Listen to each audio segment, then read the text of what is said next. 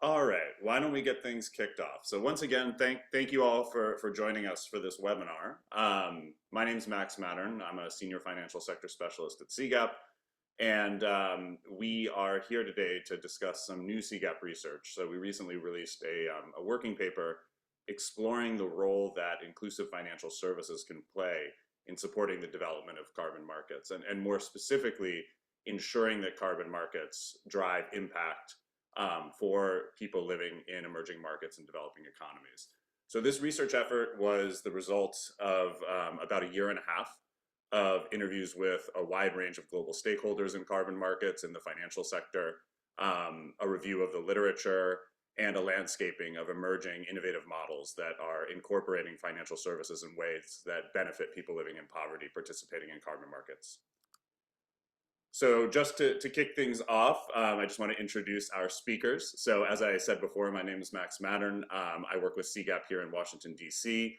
and lead our work on inclusive carbon markets. I'm joined by my colleagues Elizabeth Kiamba and Bennett Gordon, who have been working with our CGAP team over this last year and a half to get this work off the ground. And you'll be hearing from each of us throughout today's presentation. Just a quick plug before we kick things off to please check out CGAP's new research on the role of inclusive financial services in addressing the global climate crisis.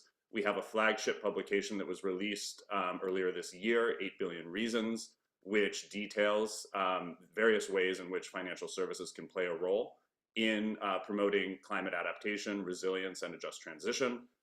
It includes a foreword from Ajay Banga as well as Queen Maxima of the Netherlands, and then as well our new working paper, which you'll hear the headline findings from today, but I encourage you to dig in and read through the details. And then of course, please visit cgap.org/climate, which includes all of our resources related to climate change, a lot of really interesting work there to dig into.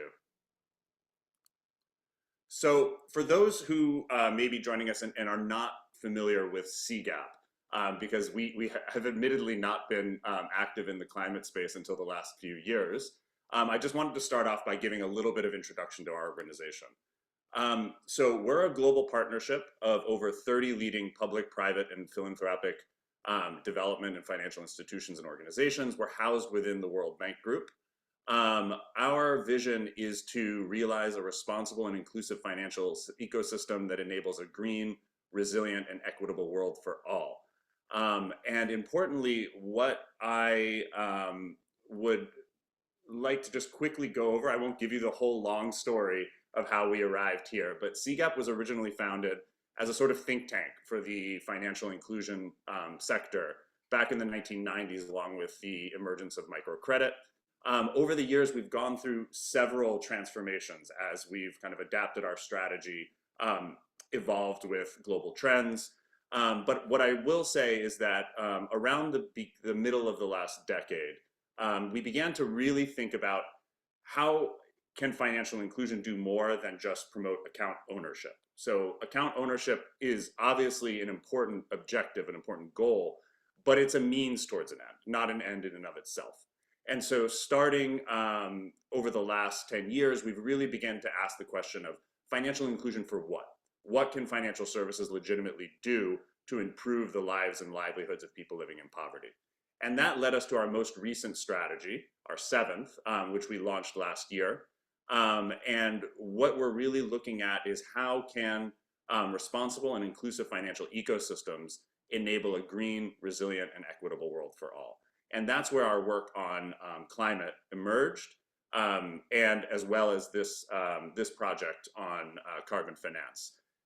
So without further ado, I would like to just kick things off by getting a read of the room. So, you know, we know that there are a number of important challenges that are facing global carbon markets.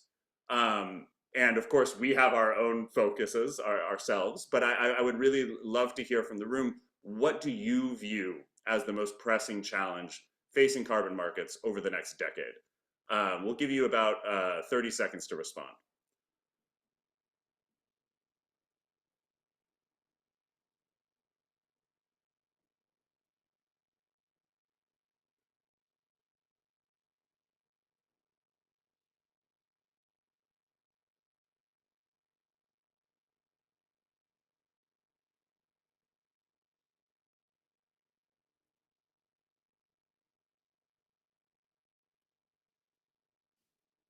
All right.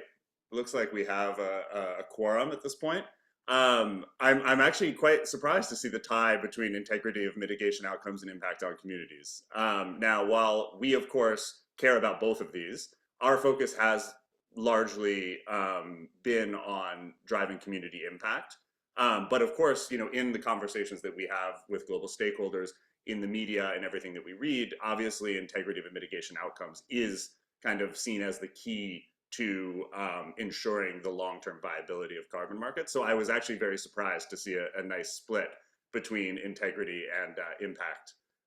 But I think that this bodes really well for the presentation that you're going to see, because I think what we're going to be focusing on today is how can we ensure that carbon markets not only help to mitigate emissions, but also provide critical climate financing that can support resilience, adaptation, and improve lives and livelihoods. So before before we dive in, I'm going to hand it over to my colleague Bennett Gordon, who's going to just set the stage, set the scene, and talk about how carbon markets can drive the sort of impact that we need to see and ensure access to a just green transition. So Bennett, over to you. Thanks, Max. So Ryan, the big question that we're looking to answer here is, why is CGAP, this organization devoted to financial inclusion and financial services for underserved people, working on carbon credits in the first place? And to answer that, I'm going to take a bit of a step back and say that, we all know that the world needs to transition to a greener and more sustainable future. It's just clear. And we've also seen that that transition can have real development benefits for underserved people.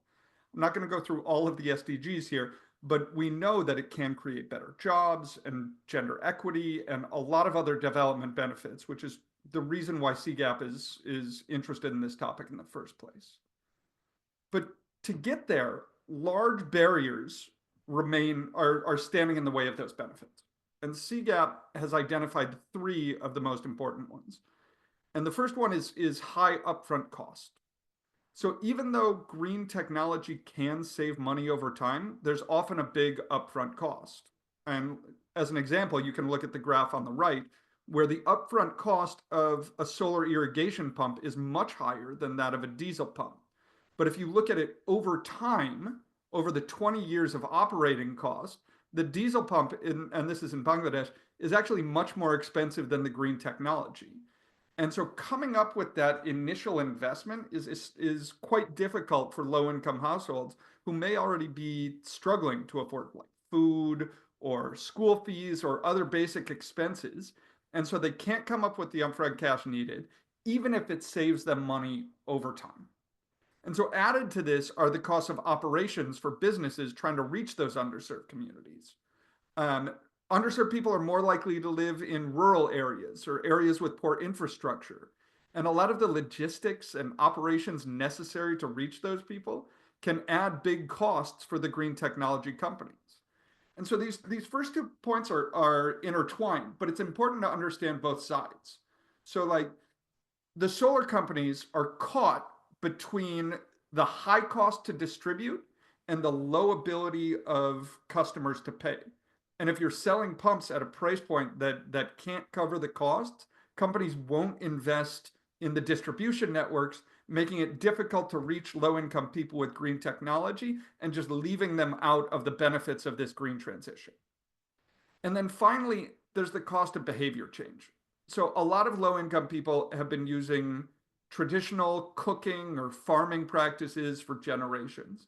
And even when there are clear benefits to switching to green alternatives, old habits die hard, and we know this. So the need to give people the incentive to change can restrain demand, it can increase costs, and increase risks for businesses. So now we've found that carbon markets can help address all three of these issues. Carbon markets can help improve availability, and we've seen companies monetize carbon credits to expand operations into hard to reach places.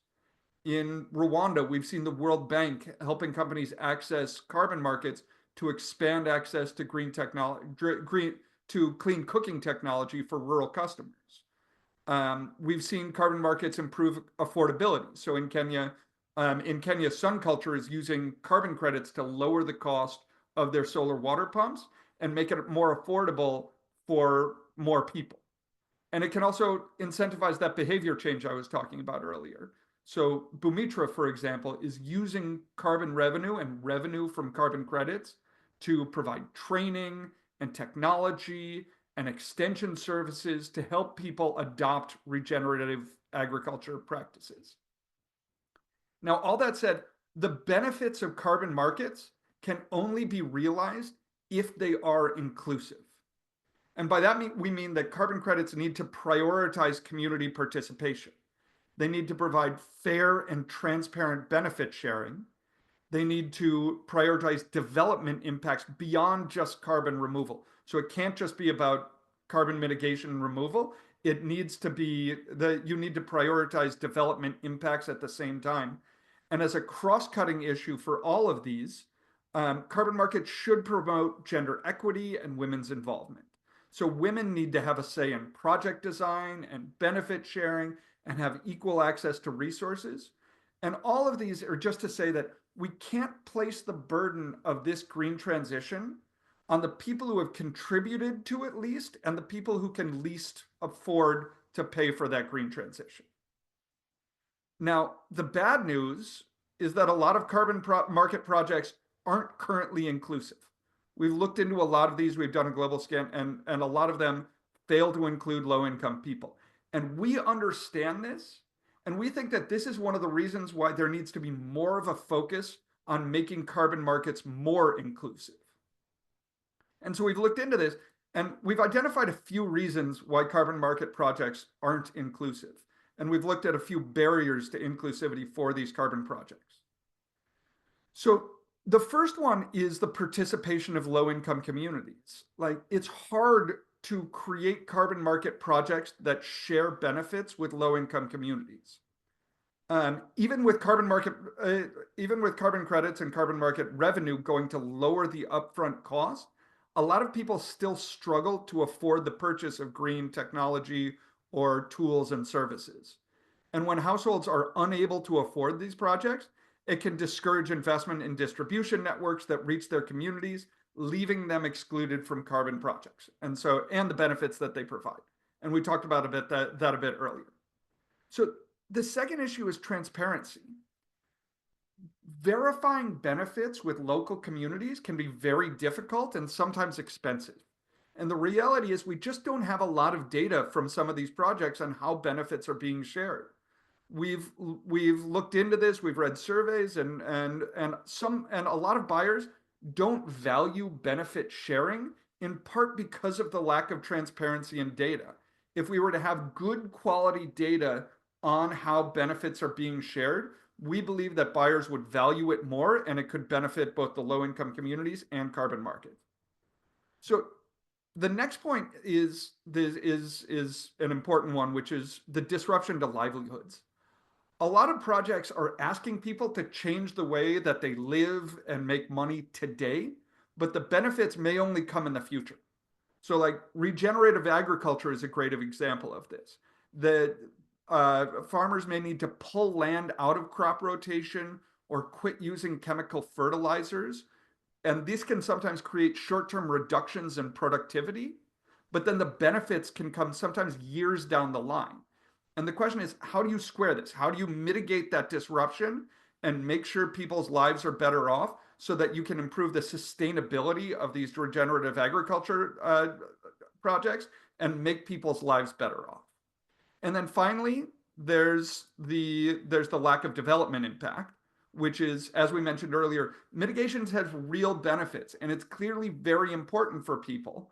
But the cost of decarbonization shouldn't fall on the people who can afford it least and the people who contributed least to the problem. And so adding in that development impact on top of the carbon market projects, you already have the carbon mitigation or carbon reduction, and then adding in the development impact can stand as a barrier to create more inclusive carbon projects.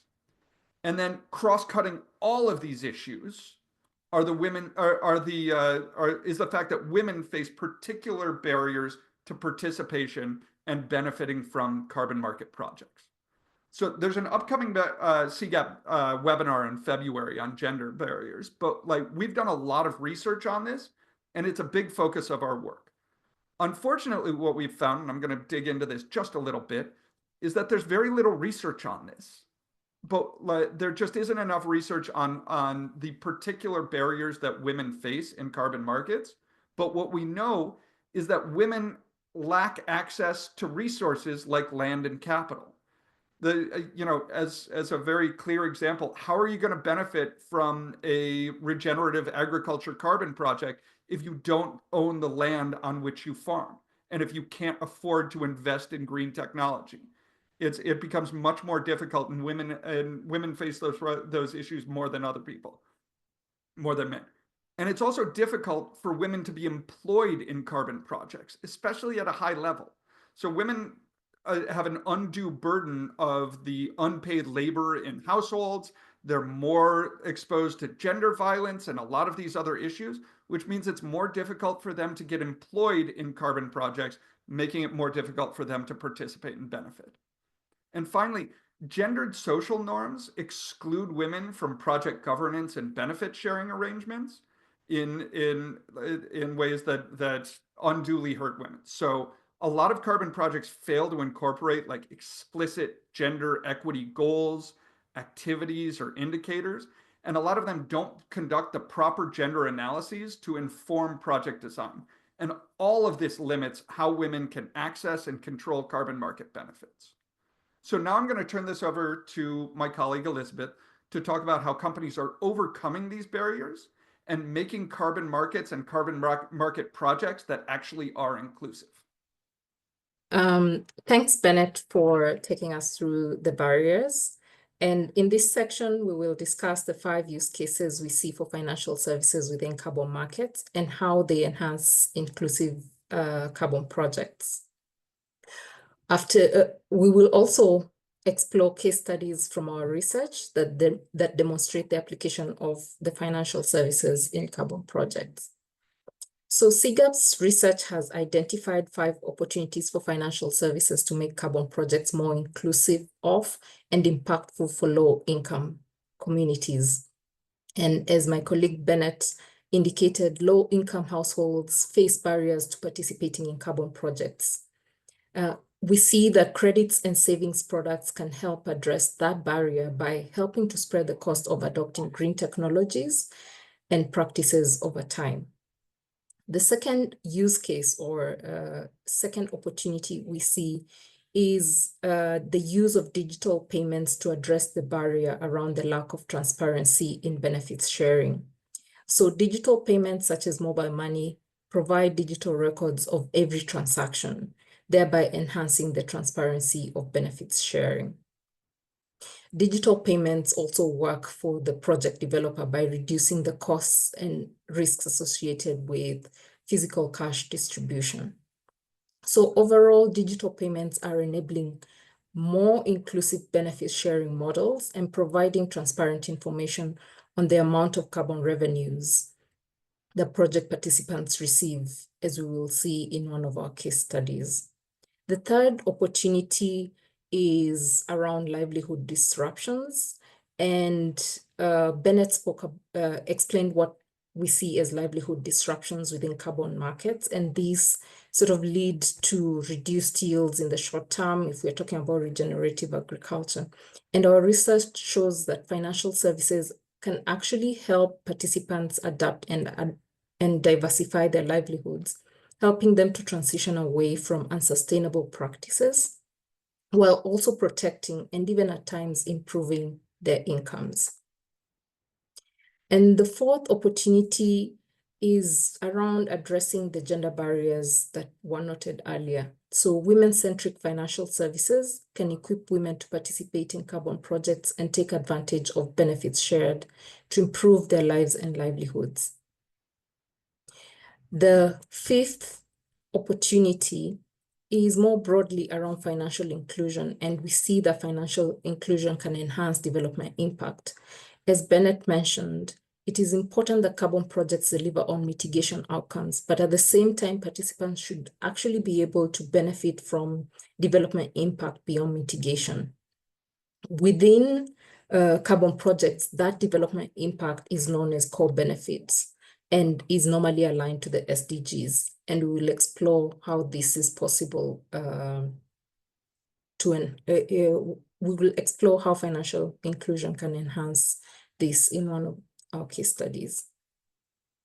So getting into the case studies, our first case study is around the use of credit products to take away the barrier for participation. And here we see the case of Rabobank's Econ initiative, which provides smallholder farmers with the inputs and training that they need to adopt agroforestry. And agroforestry is a practice in which farmers integrate trees and shrubs into their fields to sequester carbon, improve yields, and increase resilience to climate shocks. So Econ provides its services on credit, that's inputs as well as the training, with repayments being deducted from future carbon revenues. So if carbon prices go up, this is reflected in the revenue, and that sort of provides farmers with more control over their carbon. Econ also factors the risks associated with future carbon revenues, such as volatility in prices, uncertainty in demand for credits, and other factors such as droughts, fires, pests. And they do this by bearing that credit risk together with fellow investors. And so if these risks materialize, the farmer is protected. And as you can see on the diagram, Econ offers the farmer a grace period for debt repayment, a repayment period, after which 80% of the carbon revenue is paid to the farmer, and the remaining 20% is shared between Econ and its implementing partner. The second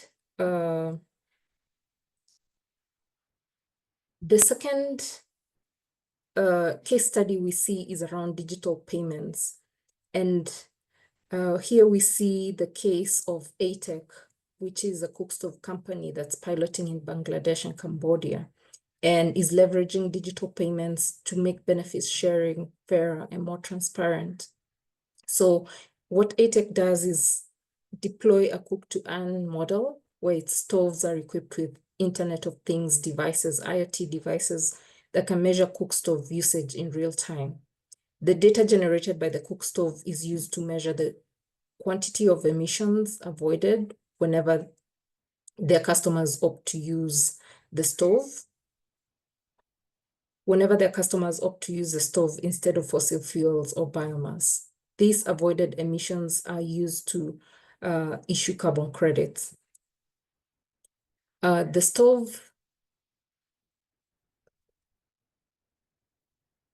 stoves are financed on installment plans, and that ensures that they are affordable to low-income users. So for each kilowatt hour that the stove consumes, the customer will receive a micropayment directly into their mobile money wallet, representing 70% of the value of their carbon. This innovative benefits sharing model ensures that real-time mitigation action, which is the use of the stove, is directly tied to the carbon revenue that is received, thereby enhancing transparency in benefits sharing. And key findings from these ATEC pilots showed that providing those incentive payments increased electric stove usage by 38 to 56% for new customers and 1 to 21% for existing users. The third case study is around the use of financial services to minimize livelihood disruptions.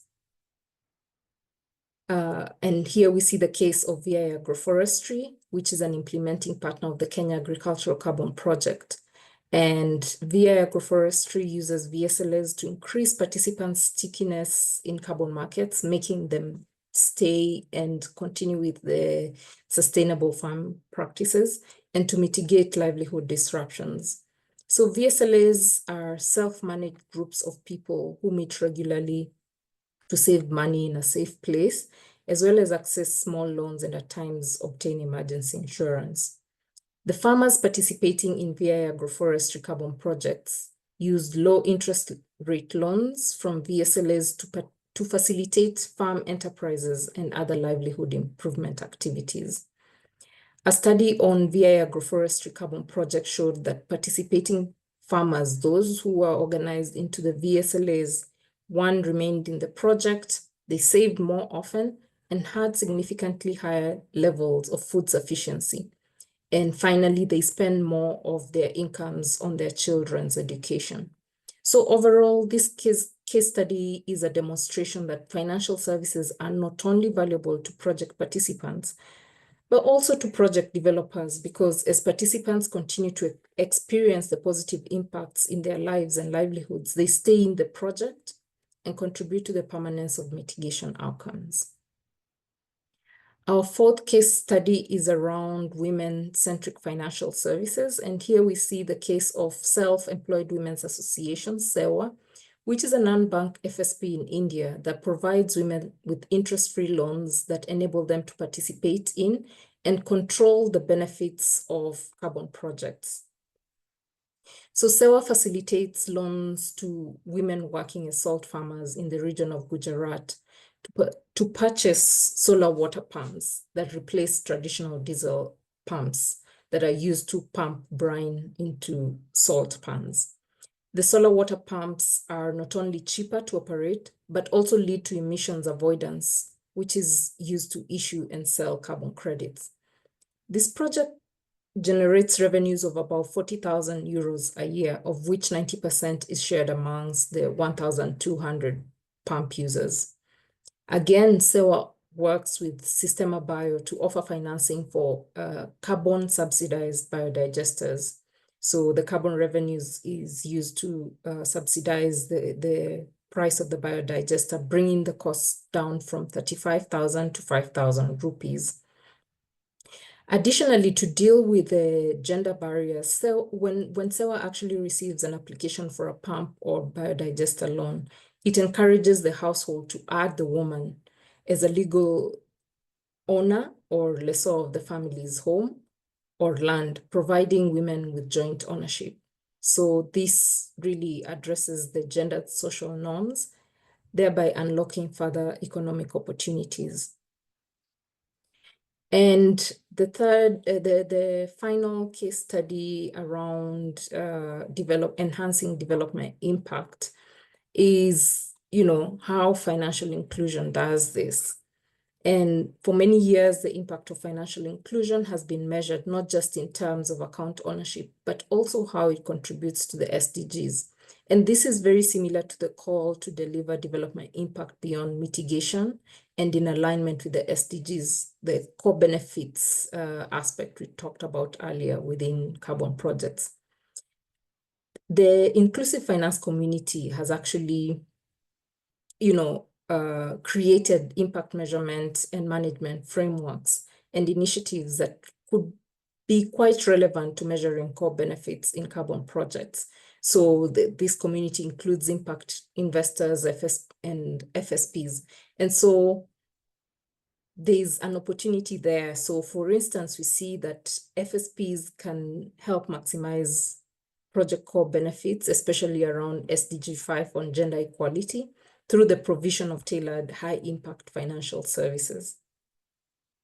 FSPs, as well as the broader financial community, can also support project developers to develop more robust methodologies for quantifying development impact, while also simultaneously improving the efficiency of MRV, monitoring, reporting, and verification.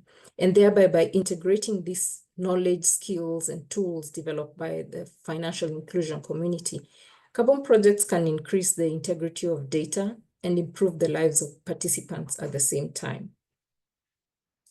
So up to this point, we have discussed how financial services can enable inclusive carbon projects. So there is the flip side where we see an opportunity that financial services can also leverage carbon finance to advance financial inclusion. Carbon projects can help expand access to financial services by addressing the underlying causes of exclusion. And The first way this is possible is that carbon projects can break down barriers to account ownership. So when it comes to green asset manufacturers, they offer financing to their customers to help them purchase their products. And so when these companies use the revenues to subsidize the cost of these assets, it lowers the ticket size of the loans, thereby expanding access to lower income customers who would previously not qualify for the financing. Again, the use of digital payments together with the financing received may represent the first experience with formal financial services, as well as a first step forward towards financial inclusion. The second way is through the ownership of green assets, and we believe that the ownership of green assets can make participants more creditworthy. When households finance a green asset, it can begin to create formal credit history and unlock access to further financial services. Another way is through innovative partnerships between FSPs and so financial service providers and carbon projects, through leveraging benefits sharing to further expand financial inclusion. So by providing that steady, verifiable income stream, carbon revenues can demonstrate increased financial stability to lenders, making participants creditworthy. Carbon projects' impact on livelihoods can lead to greater financial inclusion. And carbon projects can generate the core benefits that we've been talking about, such as increased agricultural productivity, improved soil health, and diversified income sources. And so as participants' financial situations improve, they become more attractive clients to formal financial institutions. And this can open doors to a wide range of financial services that were previously inaccessible. At this point, we will move into another call where I would like to get a sense of what use case resonates most with you.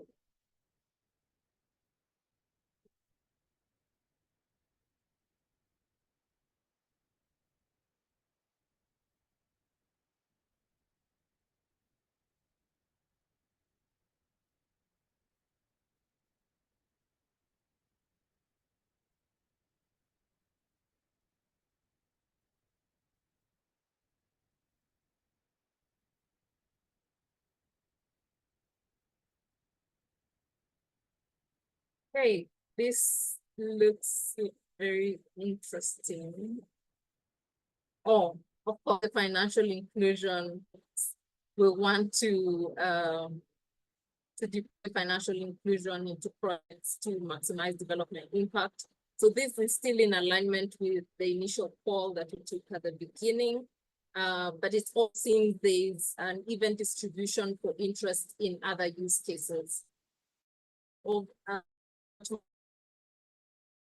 About opportunities we see for inclusive financial services within carbon markets, and vice versa. Over to you. Thank you, Liz, and apologies everyone for the technical difficulties. Liz is dialing in from a rainstorm in Kenya, so I'm sure many of us have been there before. The internet can sometimes get a little shaky when the raindrops start falling. But really appreciate you sticking with us this long. I know it's been an incredible amount of information, and I do want to hear from you and leave some time for Q&A. But just maybe really quickly, I did want to highlight some of the opportunities that CGAP sees for the integration of financial services into carbon projects moving forward, as well as to give you a little sneak peek into how CGAP will be approaching this topic over the next 3 years. So first, I think it's important to note that even though we see these emerging examples of innovative carbon projects that are integrating financial services in ways that drive inclusion, the fact of the matter is that there's very few examples of especially collaboration between financial institutions, fintechs, other types of financial service providers, and carbon project developers. One of the reasons we see this is such a potential opportunity that has yet to be fully realized is that financial service providers like microfinance institutions offer an incredible infrastructure, knowledge of local context, and trusted relationships with local communities. Microfinance institutions and other types of inclusive financial service providers have been working in difficult, rural, excluded contexts for decades now.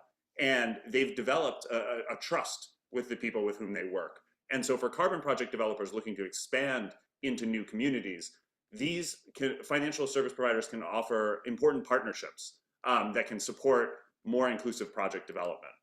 Secondly, we see, as we mentioned earlier, that financial service providers can amplify impact for carbon project developers by offering their participants payments, savings, credit, and insurance products that really help to strengthen their lives and livelihoods and improve their ability to benefit from projects.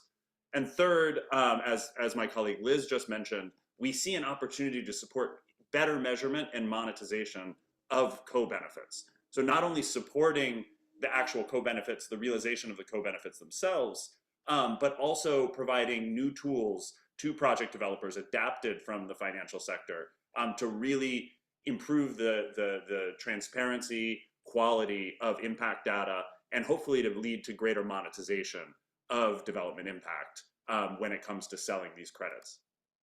So secondly, we mentioned a range of innovations, but we see an opportunity to really drive tailored innovation in tailored financial products and services for a carbon project context. Just really quickly, we mentioned digital payment enabled benefit sharing models. We think that this is just the tip of the iceberg. There's just so much more that can be done. We see an opportunity for financial institutions to begin looking at carbon revenues in credit assessments. So seeing this as future income that can make customers more creditworthy. We see an opportunity for new fintech innovations like mobile savings accounts for carbon revenues to help people better manage and invest their earnings. And then we see an opportunity for insurance that can protect some of the investments that participants have made in mitigation activities. And then of course, there's just an incredible need to dig deeper into the needs of women in carbon projects and also to design tailored financial services that better meet those needs. And then I'll just go over this quickly because I think this is probably something that most people working on carbon on this call understand, but it's that project financing is going to be key to unlocking this.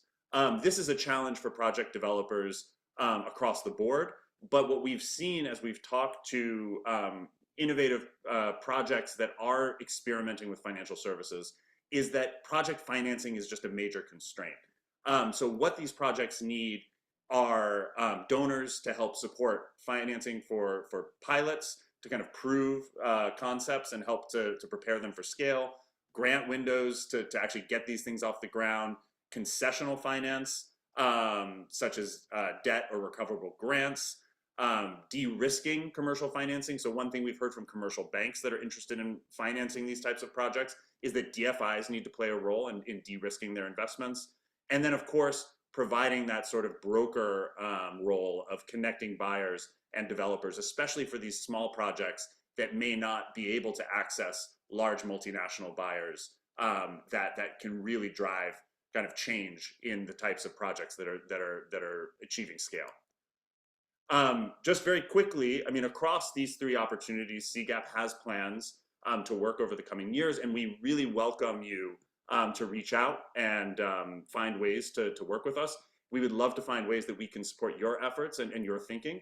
So the first main focus for CGAP, because we are a consortium of development funders, we are planning to provide technical guidance to our members, as well as the broader funder community, so donors, DFIs, investors, to better understand opportunities to drive impact through inclusive investments, but also to kind of understand the barriers that projects are facing and better adapt the tools that they have to actually meet the needs of early stage innovators in the carbon space.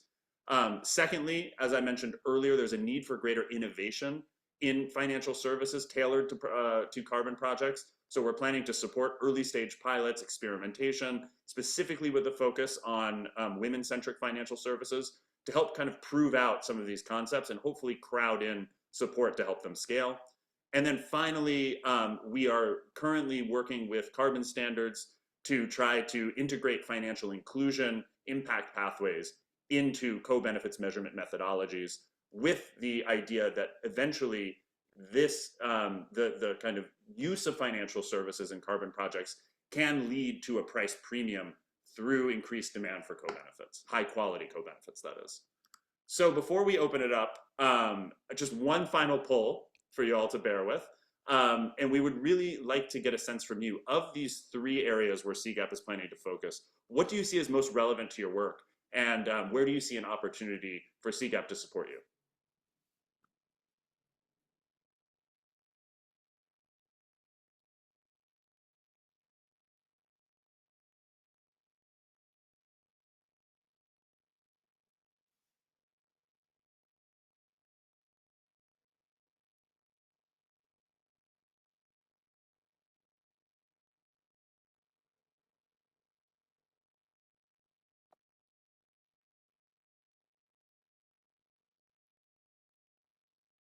All right, so we hit 80%.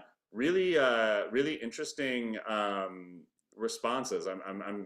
It's great to see that there's a hunger for more innovation in financial services. This will certainly be a main focus for us moving forward.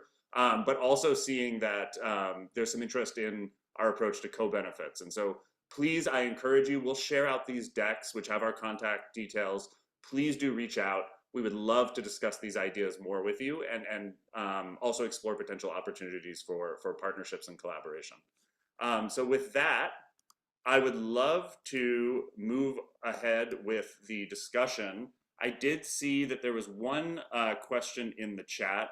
We're now a relatively small group, so I encourage you also to just raise your hands and unmute yourselves. We'd love to hear your voices. But maybe I'll start off with a question from Max Berkelmans, who asks, I'm curious about the different carbon finance models you have seen. Could you explain a bit more which models you have seen, how the repayment was structured, debt over versus equity, and which percent on average went to local communities? Max, if I could just clarify, you're talking about project financing, or are you talking about financing for project participants? No, project financing, you're right. Yeah. Got you. Okay. Well, I mean, what I would say is that we actually, when we started off in the working paper that we shared the link to earlier, one of our kind of goals was to kind of map out the various approaches to project financing and sort of how they differ across project types, et cetera. And what we found was that there's just an incredible amount of heterogeneity in funder approaches right now.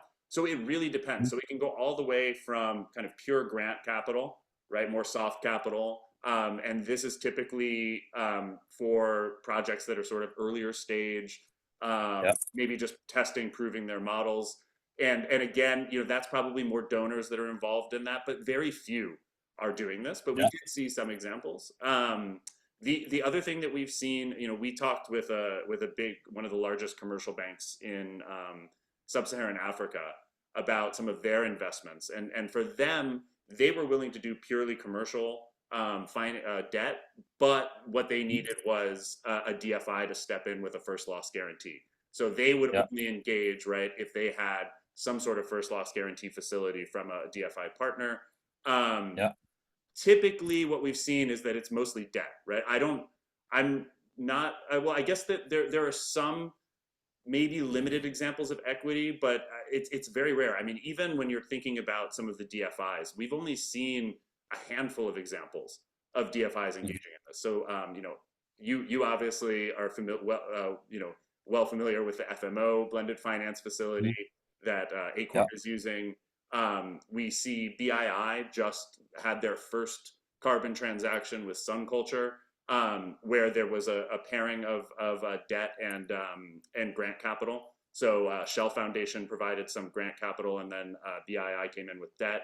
I'm not actually familiar, now that I'm thinking about it, with any equity investments, but maybe you've heard of something. But just all of this to say that moving forward, we will be having we will be making efforts to kind of unpack the capital stack for carbon projects and really understanding which kind of segments of the funder community are best adapted to financing the certain types of projects, and what sort of tools are best adapted to projects along their kind of their growth journey. So we'll have more on that later, but hopefully that sort of answers your question.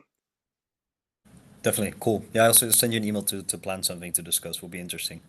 Great. Yeah. Thank you so much. Thank you.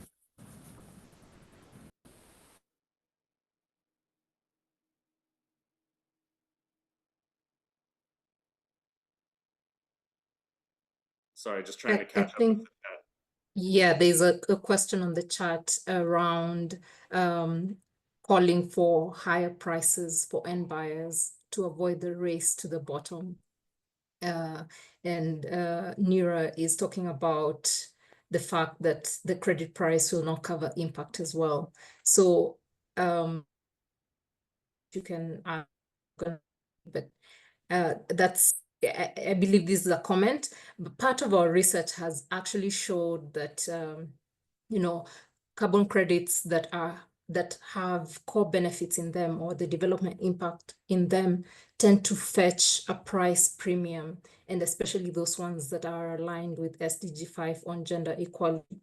So it might not be a significant price premium at this point, but the research showed that there is an affinity, a higher affinity for carbon credits that actually have core benefits. And I think if there is demonstration of this continued effort to build development impact beyond mitigation outcomes in the carbon project, this price premium could improve, the kinds of prices we will see in the market.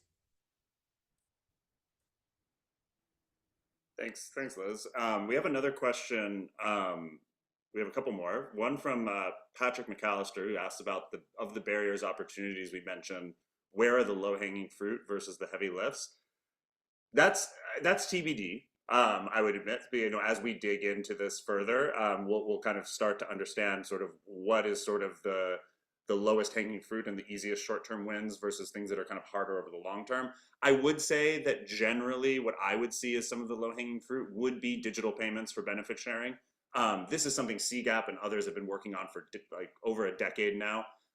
It's something we understand well. How do you deploy digital payments in low literacy contexts, rural contexts with limited infrastructure? So I do see that as being something that's low hanging fruit, especially as you see the markets moving more towards digital MRV, which is just really a massive opportunity when paired with other digital tools like digital payments. I would also say that financing for livelihood adaptation is low-hanging fruit. This is something that microfinance institutions have been doing for decades, and it's not really directly linked to the operations of a carbon project.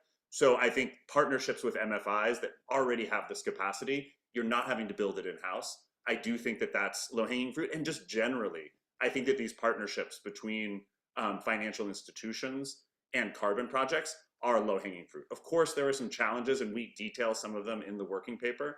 But both of these organization types come with particular comparative advantages that when they combine kind of multiply value for everyone involved, not just the businesses, but also the participants and customers they're serving. There was a question on Islamic finance opportunities, which I think is really interesting. It's been many years. I actually started my career working in Islamic finance. For the green and just transition in Sub-Saharan Africa, are there funds already in place? I actually do not know that, but I think it's something that that has not been on our radar, but it's something that we certainly would love to dig into more. So really encourage you to reach out. We would love to discuss this further and also benefit from any thinking that you've done on the topic. There was a comment about transparency and benefit sharing in contexts like, say, in Sierra Leone, where high illiteracy and gendered social norms facing women can make women's control over benefits difficult, as well as the deployment of digital payments. I think this is a great comment and question, and it's something that we're also grappling with ourselves. Now, what we've seen in contexts where, say, penetration of digital payments might be low, infrastructure like cash in, cash out agents that can enable recipients of payments to actually access their funds are limited, but also where gendered social norms mean that, say if a household only has one phone that they're sharing, how are you able to actually ensure that this money is getting into the hands of women to compensate them for their contributions to projects? What we've seen is the use of women's groups being a very powerful tool. So whether this is like village savings and loan associations, like what Liz was discussing earlier, that can be a powerful channel, especially if, say, like a group leader has a digital account where you can use that to channel the funds to the group, and then that can be managed jointly by the group members. I think that that's what we've seen across a number of different organizations, whether it's women's farming groups, women's financial groups. This is a really important avenue for ensuring that women have control and decision making. I should also note that these types of women's groups are an important conduit for information, training, other extension services. Really what we've seen in our long history working in rural contexts is that you need to meet women where they are. And these women's groups typically are where you can find and reach women. And it's also a trusted context where, for example, the leaders of these groups are highly respected, trusted by the members, and it's a really great way to drive behavior change, reinforce messages, take training of the trainers' approaches. So I would say that that's one potential way that you could address this.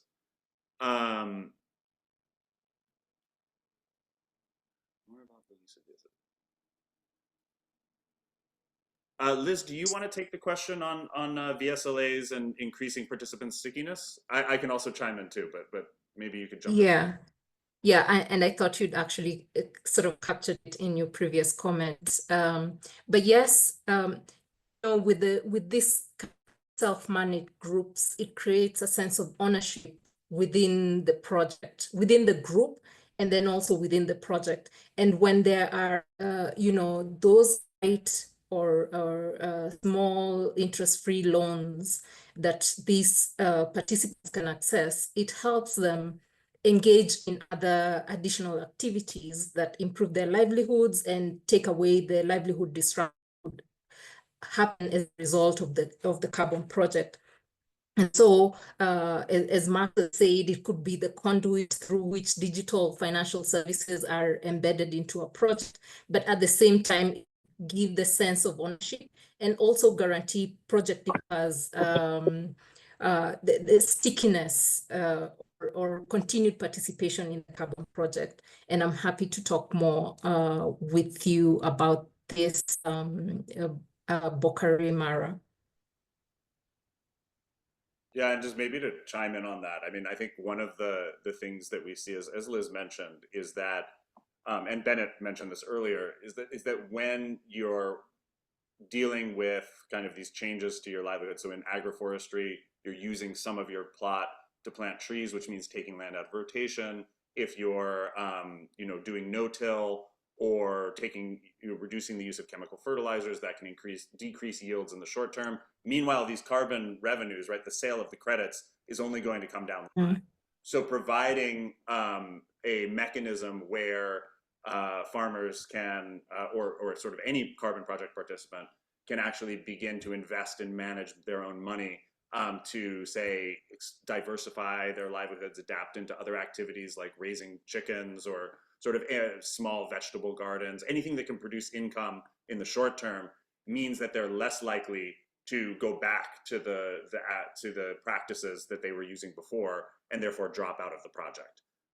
So that's, I think that this is an important thing to note, is that, impact on communities, so the well-being of the communities participating in these projects has a direct tie to permanence, right? So it's when we talk about like this, it's not a binary, right? Impact on communities and integrity of emissions outcomes are actually very much linked. And so I think we have to care about both at the same time. So I know that we're at time, so I'll take this opportunity just to thank everyone. Really appreciate you taking the time to join us today. Again, a plug to please check out our working paper.